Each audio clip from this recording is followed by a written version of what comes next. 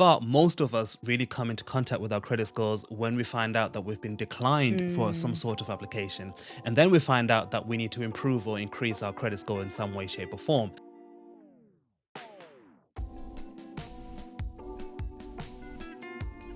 Hi, guys, welcome back to another finance field discussion with Skill Finances. My name is Lindy and this is Tando, and this is definitely the place to be if you want to learn new skills about how to manage your money with a focus on couples' finances. If you're joining us for the first time, welcome. We're so excited to have you here with us.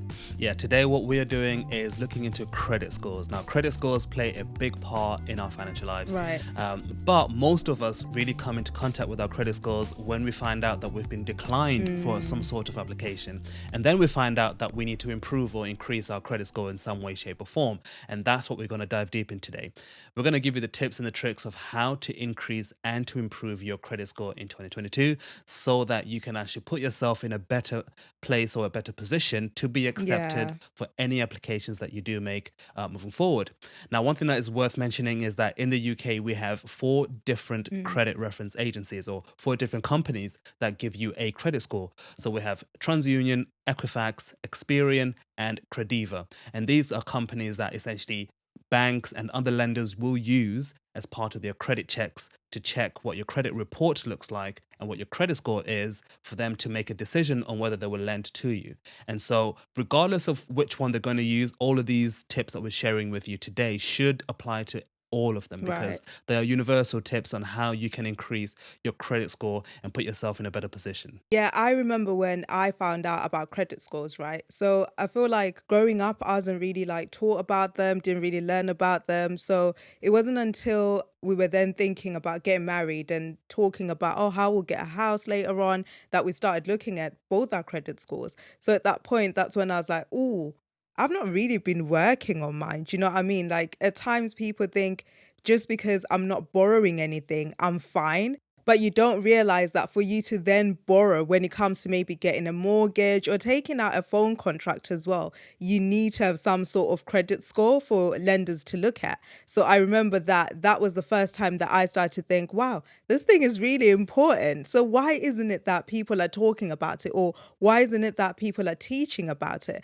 But I definitely can say that it's so important for you to start looking after your credit score from a young age. Don't wait until you're thinking about, let me get a house or let me get a phone. You don't want it to shock your system when you realize that actually you've got a bad credit score. Yeah, and at the time when we did look into our credit scores, we found some very messy things. Right. In a long story short, we had to improve our credit score. Our credit score was not really where it needed to be. Our credit report was filled with all sorts of things that impacted our credit Yeah. scores. And so we had to work on it. And so these tips that we're sharing with you today are ones that we've actually put in place ourselves to improve and increase our credit score. So, what is the first tip to increase our credit score? So the first tip is to consider using a credit builder credit card. Right. Now, off the bat, I'll definitely say that maybe if you're someone who's not good with credit cards and you know yourself, because more often than not, we know what we're good with and what we're not good with at all. So if you know that I'm actually not great with credit cards, if I get one,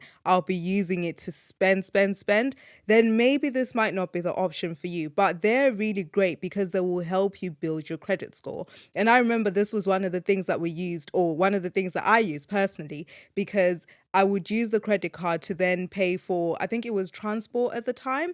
And it was really good because I'd pay for transport, but then make sure I paid it off or paid the credit card back at the end of the month. Yeah, and that's the aim of the game. The aim of the game is you have a credit builder credit card so that you can build your credit. Yeah. Now, the way you then build your credit is in how you use that credit card.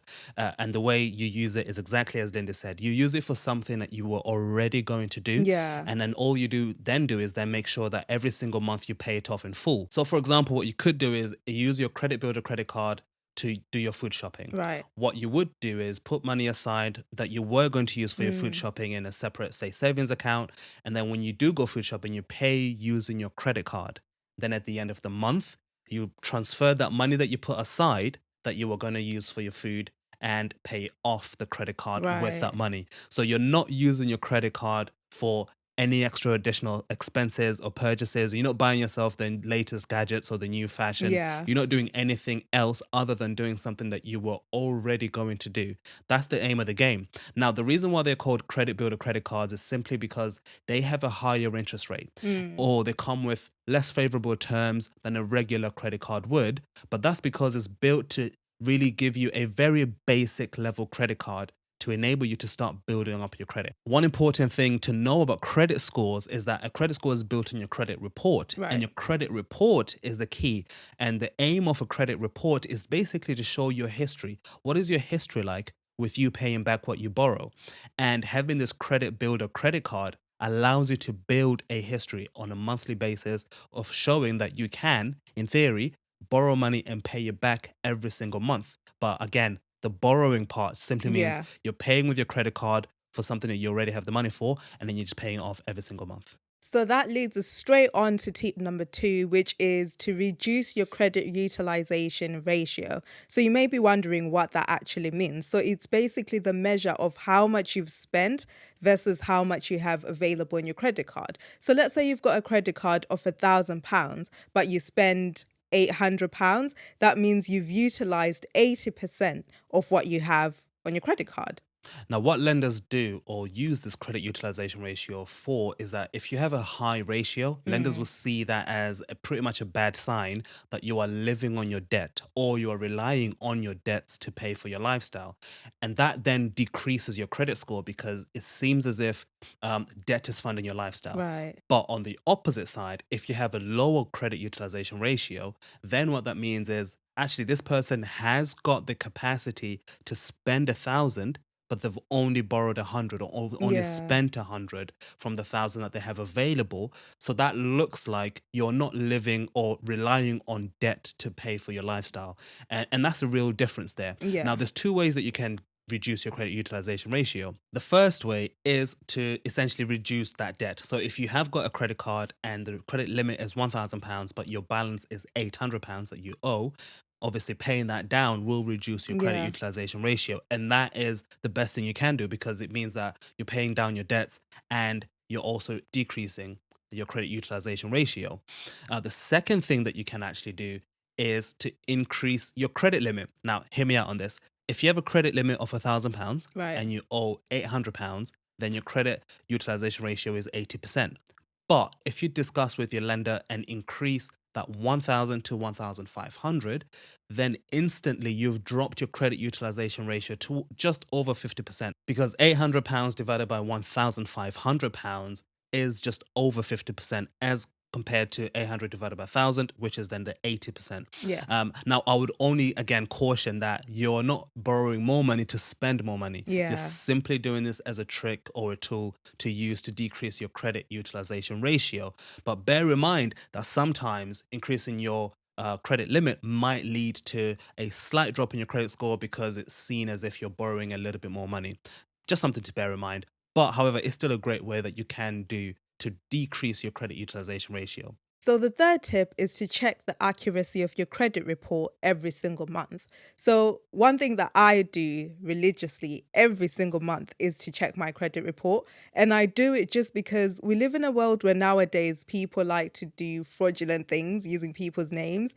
And I genuinely just want to make sure that everything that's on my credit report is stuff that I've taken out myself. So I'll go in and I'll start by checking my personal details, make sure they're up to date and everything is fine. I also check my address to make sure that it's listed correctly on the report. And then I start to check like the accounts that I've got. So credit reports are really good at listing the sort of accounts that you have. So they'll list bank accounts, but they'll also list things like mortgage accounts and they'll list utility bill accounts as well. So I'll just check that actually the ones that are on there are the ones that we're signed up to and the ones that are actually in our names and ours. I'll then also check the searches to see what sort of searches have been done under my name. So those are the main things that I tend to look at when I look at my report every single month. And it's such a great way to make sure that no fraudulent activity is being done in your name. So definitely make sure you do that every month.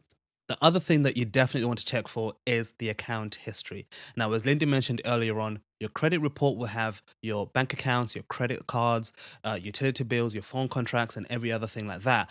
But what you definitely want to do is to click on each one of them and Right. ensure that they are updating your credit report correctly. The reason why this is important is because you may have something on your credit report that is incorrect in reality, but because it's on your credit report, it's then affecting and impacting your credit score Right. and causing you to have a lower credit score. This actually happened to me. There was a time when I paid off a phone contract and I completely paid it off, but they hadn't updated on my report that it was paid off. It was still showing that I owed money. So I had to call up and say, listen, I've paid this bill off. It's completely paid off. The account is closed. Could you please update my credit report to Yeah. reflect that? And as soon as they did it, my credit score definitely increased. So this is why it's important to ensure that your credit report details are up to date. And it's important to mention that a lot of these credit referencing agencies are really good at stuff like that. So they will say on their website is if something on your report is incorrect, let us know, get in touch and we'll sort it out for you. And don't be scared to do it as well, because at times you may think, oh, should I even bother? But yeah, you should. Because when you want to take out your mortgage, your phone contract, or whatever it is, it will affect you. Whatever is on your report will affect you. So the fourth tip is to make sure that you register on the electoral roll. So basically, register to vote. Now, I remember the first time I heard this, I was like, what? Like, registering to vote can impact or influence your credit report. It was such a shock to me. Now, the electoral roll is a list of names and addresses of people who are registered to vote in public elections in the UK. So, this basically includes your name, your address, and the constituency that you live in. So, the main point of the electoral roll is to make sure that those who are eligible to vote do so. But it's also used for other purposes like your credit report.